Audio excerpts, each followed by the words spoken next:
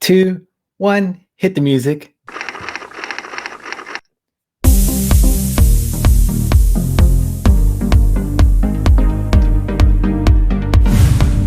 Yeah.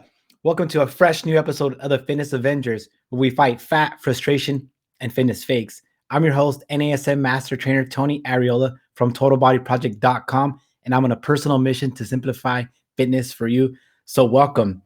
Wow, what a week. It's got to be one of the best weeks of my life, actually. Thank you to everybody who jumped on the Get Me Skinny coaching program. You guys are doing fantastic. I love talking to you guys. I love talking about change, and I love helping you guys as much as possible. So thank you guys for trusting me. I look forward to incredible results and some incredible transformations that you'll be hearing about here on this show. Now, let's get on with today's show. Ever wake up in the morning and before you know it, you have your clothes on, you already have brushed your teeth, you're just thinking about nothing essentially, and you're driving on your way to work, and it's Saturday, and you're not supposed to go to work that day, and you're like, oh my god, I'm not supposed to go to work that day. Why does that happen? Well, most of our lives are based on habits. Habits really rule our lives. So today on today's show, what I'm going to help you do is figure out why habits happen, which healthy habits you need, and how to change these habits so that your fitness life essentially gets a lot easier. We have our acid trainer question, which is how do we break bad habits, which I'm gonna help you with that today. I got an exciting exercise demonstration today. So we're gonna be showing you live in studio some exercises that you can do to feel better today and get yourself going on that right track. If you're on here, make sure you say hi, hello, comment. Let me know what habit you're kind of struggling with or some habit that you're trying to break. And maybe as I move down, we can go ahead and help you on the show to make sure that you get some good habits in your life and be healthy, right? It's Healthy Habits 101, episode 1002. No, it's episode 23, I believe. So thanks for tuning in, guys. Why habits exist? Well, habits exist to solve a problem. If you think about all the things that we have to do on every single day, which is, say like tying your shoe. Tying your shoe initially was difficult, but after you started practicing, then you built the habit. Now it's pretty easy. Operating your car. Remember when we learned how to drive? That was very difficult. It was challenging. But after a while, you got it down, you got a habit, and now you don't even think, and you're just kind of driving easily. So habits are really designed to create a shortcut, to create a pathway in your mind so that things become easier. The problem is that, say like you're anxious or you're not having a rough day, and you go and you get ice cream. Ice cream does make you feel good right away. So it does solve that problem right away. The problem is that if you keep going to that ice cream, eventually your brain doesn't know how to solve the other problems, and you start getting all those extra calories. So you start expanding. So that's why habits exist. They're really designed to help you save brain cycles. Because imagine if you had to figure out how to brush your teeth every day, you had to figure out how to make coffee every day, figure out how to put on your pants. Well, hopefully, I don't know if during COVID everyone's wearing pants, but if you are putting on pants, if you had to figure it out every day, it's going to cost you a lot of brain cycles. And the brain really wants to protect, it wants to save calories. So it really wants to minimize these decisions and make shortcuts to them. So realize that every habit that we created exists for a reason. Hi, Court. Hi, Doreen. Happy birthday, Nicole. Yay. So this is a crazy stat. 40 to 50% of your life is on autopilot. Think about that. Most of your day, at least half of what happened today was automatic. Everything that you were doing, you didn't even think about. You might have been thinking about something else, which is good, and it can be scary because if you don't have the right habits, then this could be like why you might sometimes just eating chips and you don't even realize that you're eating the chips, watching TV or sitting in your same spot or going to the same channels or mindlessly like just opening up Instagram and going through your feed. A lot of these things are just habits that we've created. And here's a powerful quote. First, you make your habits, then your habits make you. So I invite you to kind of challenge yourself and think about, okay, my life is a direct representation of all the habits I have. That's why for myself and my coaching programs, the first thing that we try to tackle is habit building, habit formation. Now, the classic belief is that it takes 21 days to form a habit, and that's wrong. The data shows a lot of difference. It can be anywhere between 14 days up to 77 days, depending on the motivation. So, and having the right type of strategy. So, habits, we need to work to create really good habits to help us make our health and fitness on autopilot so that we don't always have to be kind of battling all these things. So, which habits do you need? What are the like healthy 101 habits that you need? Well, the most important ones are you got to master your 5 daily dids. These are crucial. You master these, you're going to be in pretty good shape, in pretty good health for the rest of your life. These are sleep. It is an order of importance: sleep, water, nutrition, movement, and supplementation, or like nutrients, vitamins, essentially. Master those five, and you have a really good chance to be very successful. So notice that these are simple 5 things. I call them 5 daily dids. 5 things that can do every day to make sure that your life is headed in the right direction. Emoji party time. Dun, dun, dun, dun, dun, dun. Oh, let's show. Yeah, look, there's Court. Oh, my beautiful fiance. Yeah, woohoo. Yeah, happy birthday, feliz cumpleaños. Woohoo. Thanks, guys, for tuning in. Like I said, if you guys have any questions, feel free to type them in the comments, and I will get to those. I promise. So, let's look at the first crucial habit that you need to master, and this is sleep. Now, I'm a weight loss expert and I'm telling you to sleep more because those things are related. When you don't sleep enough, your brain's affected. You get clouded thinking, you're not in a good mood, you're irritable, and it's very difficult to make good choices if you're sleep deprived. And there's a slew of different like problems that happen when you don't sleep enough. And when we don't prioritize sleep, then our day just becomes a lot more difficult. So we're talking about mastering sleep. And the first question I would probably think of is like, okay, well, I try to sleep and I can't seem to figure it out. And I've done shows before on sleep and the adverse effects of sleep deprivation. Anything less than 5 hours, you're basically operating with a zero point 0.1 blood alcohol level. So you're really having cloudy thinking. Now, the latest research shows that your brain, when it's sleeping, it's the only time that it cleans itself. So in between the brain we have all these neurons that kind of talk to each other and communicate. Well, there's little like kind of like toxins that build up inside, kind of like where you have lactic acid in your muscle tissue. The same thing kind of happens in your brain, but the brain only cleans itself when it's asleep. And that can only happen, right? You can only get that clean brain when you fall asleep. So when you don't sleep enough, that's why everything gets really like hazy, kind of blurry. It's really hard to make good choices. And if it's hard to make good choices, what do you think the likelihood of you eating right is? It's not very high. It's going to be very difficult, very hard. You're going to be irritable. You're going to be in pain. You're going to have a weakened immune system. Your mental state's not going to be there. Your cognitive ability is going to diminish. There's so many things that happen with the lack of sleep that it's so important to make sure that you get that across. And sleep is so important that you have to figure it out. You have to figure it out. You have to go in there and try a strategy, experiment for 1 day, 2 days, a week, 3 weeks, a month, until you figure it out. And once you get it figured out, I promise you, your life will improve dramatically. Doreen has a question. We said sleep habits. So she's talking about.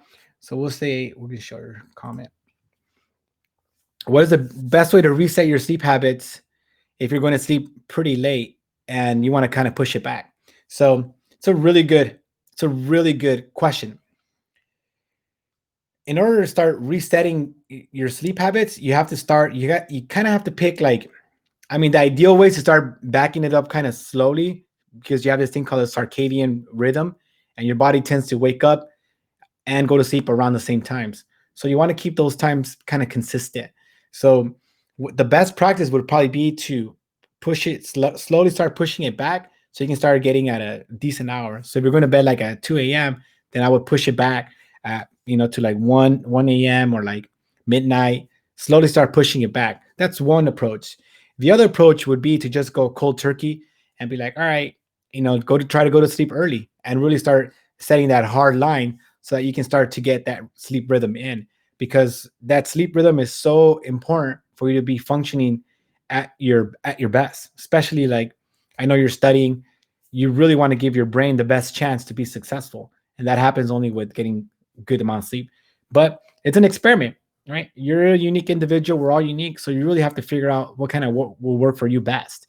And the best way to do it is by experimenting. Try one approach, try another approach, but be consistent and know that if you don't solve it, don't worry. You have your whole life to solve it.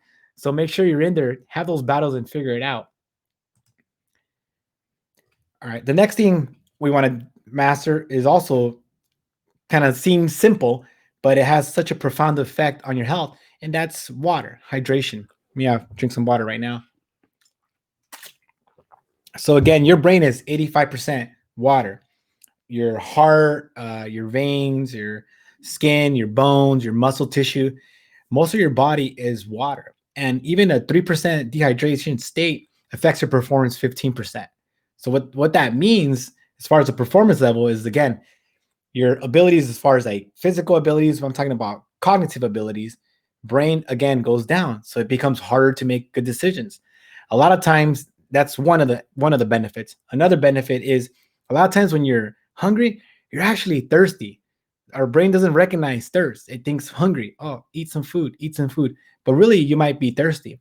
And the best way to check if you're properly hydrated is to check the color of your urine. Remember our song, clear pee means healthy me. Clear pee means healthy me. And by having the urine clear, that means you're properly hydrated. And it's gonna feel like you're going to the restroom a lot if you've not drank enough water before. And that's called normal.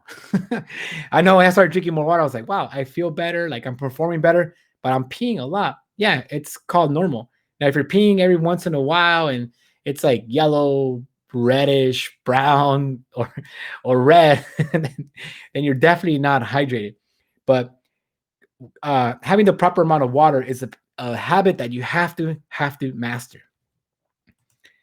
The next one will be to master movement. And notice I didn't put exercise here. You don't have to be like an expert exerciser with a P90X and like on a Bozu with one arm and doing backflips to get in shape. You really don't. You just have to move more and move more and eat less. That's basically it. And I've been doing this for 18 years with like thousands of exercises. And it doesn't have to be complicated. It has to be consistent. It has to be consistent. You got to do what you got to do. If you don't have time to work out, I get it. Get the steps in. If you don't have time, you can always stretch. If you do have time, then go to the gym, get a workout, or use your body weight. Do what you can to move more because you're gonna feel better, right? Cardio also has benefits, not only to help you lose weight, but it has a meditative trait, meaning that your brain gets the same gray matter built from doing a cardio, any type of repetitive movement. So if you do go for a long run or go for a bike ride or a swim, all that stuff's just going to make you feel better. You're going to get an endorphin rush. You're going to get so many things from the exercise and the movement and the steps and the cardio. But this is like number 3 on the totem pole. This is not where you start with. You don't start with what exercise do I need? That's not where you start. You get the right amount of sleep, get the right amount of water, then you can start thinking about movement. The next one is you want to master nutrition, and nutrition is much more difficult to master just because we live in a state that's obese, overweight. We like things that are fast. We like things that are convenient. And if we get an itch, if we're hungry, we want to push a button, Uber Eats to the house, and boom, we're eating in like 15, 20 minutes. We have to wait 44 minutes, 45 minutes. That's too long. That might as well be tomorrow. But mastering food is gonna take a long time because you want to eat more fruits and vegetables. You want to like cut back on the junk food. You want to cut back on the fried food, things that are more caloric. And these things are more difficult. It does take a lot longer, a lot more time to master food. That's why I put it down as a little bit lower on there, because it takes a long time. But if you don't get sleep, water down, then mastering food is not. It's going to be almost impossible for you to get food down. With food, you really want to start with small things, which is, maybe if you're drinking Coke, maybe you switch to Diet Coke. Maybe if you're eating fries, maybe you don't eat all the fries. Maybe instead of, if you clear your whole plate, maybe you don't eat your whole plate. Maybe you eat with your left hand so you can slow down your eating. There's a lot of different little habits, tiny habits, that can really help you move that in the right to the right spot. But you got to know that these things are going to take some time. But it's a battle that, if you master the fundamentals of nutrition and the habits that come from nutrition, then everything else will be easy, right? Like one of my big habits is I don't put anything in my mouth that I don't know the calories of. So if I'm not sure what something is as far as calories go, I look it up and find it. There's this thing called the internet, and in there you can find the calories for almost everything. Yeah, I know some people are like, oh, that's kind of like, it takes the fun away. Yeah, but I'd rather be skinny and happy than than a little upset and fat because I don't know how many calories are in something. If it's like a complete surprise, then I'm gonna be pretty sad when I jump on the scale. All right. So thank you guys so much for jumping on. I really appreciate your support. And our question today is for the Ask the Trainer is, how do I break bad habits? This is a hard one, right? Because this is the one where I think if we all figured if we had really good habits, these things would be easy. And the hard part with breaking habits is that you really can't break habits. You can kind of switch them. So you can listen to like different cues. So what I mean by different cues is you want to figure out what there's cue, do, get, right? So the cue is kind of like the trigger. The do is the habit that you're doing, and the get is the reward from it. So for example, if maybe I'm bored, right? Maybe that's the trigger, that's the cue. And then I go get some chips, and I grab the chips and I eat the chips, and I'm not bored anymore. The chips give me some like little kind of instant burst of endorphins, and they make me feel good. So now I have these chips, and that's that scratch. If you want to switch it, if I'm bored again, you go through that loop again. Okay, now I'm bored. How do I get rid of that boredom? Well, instead of the chips, can I replace it with something that's similar, that's salty, maybe that will give me that same benefit?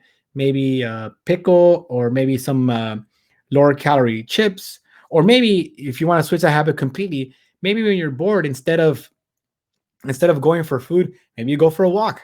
Maybe you call one of your friends, right? Whatever the habit is, we want to change it with something that's more beneficial towards you. And so the other way, that's one way, that's more of the kind of like the long way to change all these habits. The other way is just like having a complete epiphany. Like if your fiance says she's gonna dump you if you start if you keep waking her up at 4 a.m, then yeah, you change that habit right away. Habits that like are life forming or life threatening, you can change right away. So if you get like a really bad diagnosis from the doctors, I've had those cases where habits need to change immediately. Those then they tend to be a lot easier. But the problem is that these habits are not all really in that level of life threatening. They're just in that point where it's just you can be a little bit better, a little bit better. And where people really struggle is that they get a little bit better, right? So they, their progress just starts going, but they don't see the progress right away, so they give up, and then the progress kind of goes away. But like anything in life, you have to be willing to work hard, to stay consistent, to be patient in order to see results come to fruition. The biggest piece of advice for habits is that you want to make good habits easy, and you want to make bad habits hard. What I mean by that, if you really like, say, like I like an ice cold beer after, usually like after work sometimes, not during the week so much, but maybe Friday and Saturday. If I'm trying to cut back on those beers, I move them into the cupboard so that they're warm, because they don't look good in the cupboard. So now that takes that loop away. So now I don't go like, oh, I want an ice cold beer because the beers are not cold. If you pass by and there's always like those little trays of candy that people have out, And people always kills me when I see people walk by and grab a candy and pop it in, grab a candy and pop it in, and they don't even know why. They weren't hungry. It was just kind of there. So if you're trying to cut that habit out, get rid of the candy. Get rid of the candy that's on the bowl. If you have like stuff that you shouldn't be eating, get rid of it. Either get rid of it, make it difficult, or put it away.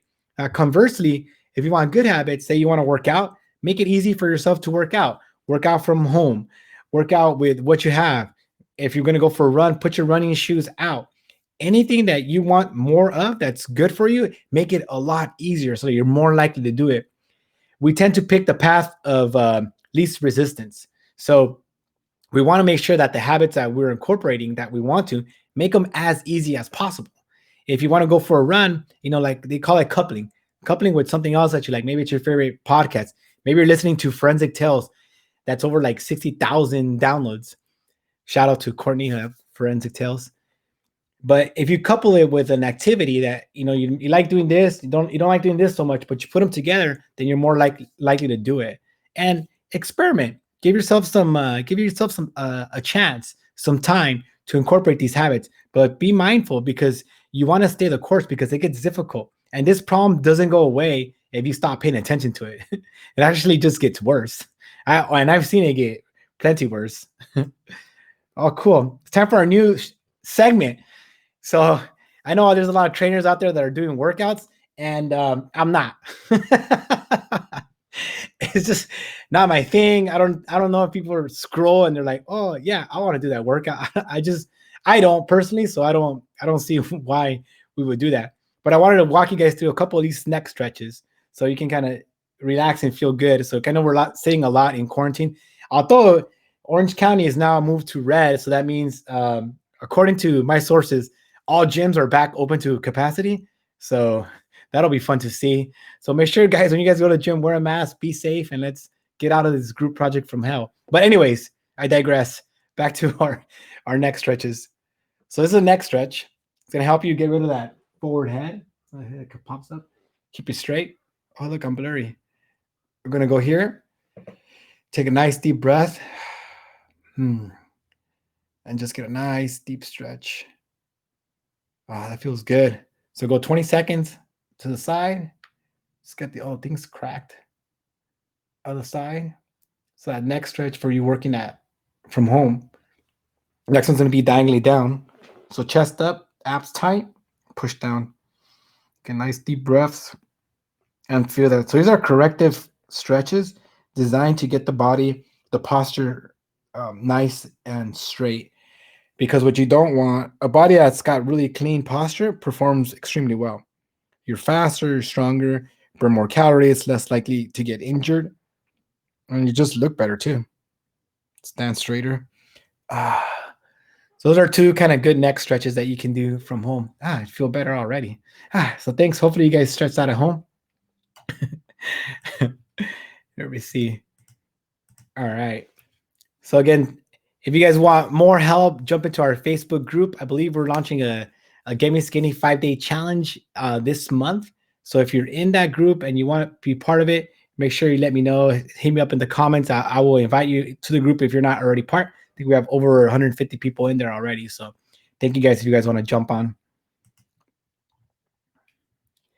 Thank you guys so much again for tuning in. This has been one of the best weeks of my career. Thank you to everybody who's trusted me to help them build the best version of themselves.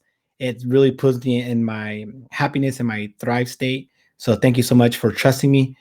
Tune in next week. We're going to be going over more of how to break these kind of bad habits and make sure that you guys stay healthy, guys. I know that everything's kind of opening, at least right here in Orange County. Be mindful, guys, and protect yourselves. Take care of your masks because you don't want to catch this thing. Remember, it's a global pandemic. Global, as in the whole world. So please put on your mask. Think of other people. Think that we're in this group project from hell and this perpetual treadmill that does not end. But thank you guys for tuning in. Stay safe, stay healthy, and I'll see you on the skinny side. Dun, dun, dun, dun, dun, dun, dun, dun, dun, dun, dun, dun. Woo! Yeah.